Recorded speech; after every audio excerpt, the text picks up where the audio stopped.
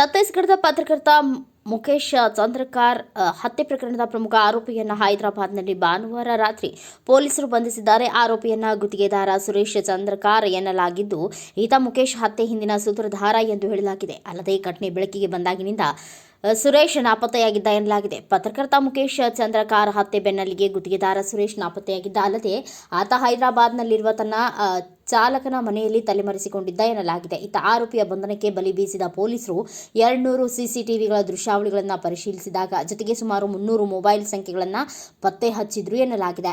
ಸುರೇಶ್ ಚಂದ್ರಕಾರ್ನನ್ನ ವಶಕ್ಕೆ ಪಡೆದಿರುವ ಪೊಲೀಸರು ಹೆಚ್ಚಿನ ವಿಚಾರಣೆ ನಡೆಸುತ್ತಿದ್ದಾರೆ. ಅಲ್ಲದೆ ಛತ್ತೀಸ್ಗಢದ ಕಂಕೇರ್ ಜಿಲ್ಲೆಯಲ್ಲಿರುವ ಚಂದ್ರಕಾರ್ ಅವರ ಪತ್ನಿಯನ್ನ ಕೂಡ ಪೊಲೀಸರು ವಶಕ್ಕೆ ಪಡೆದು ವಿಚಾರಣೆ ನಡೆಸಲಾಗುತ್ತಿದೆ ಎಂದು ಅಧಿಕಾರಿಗಳು ತಿಳಿಸಿದ್ದಾರೆ.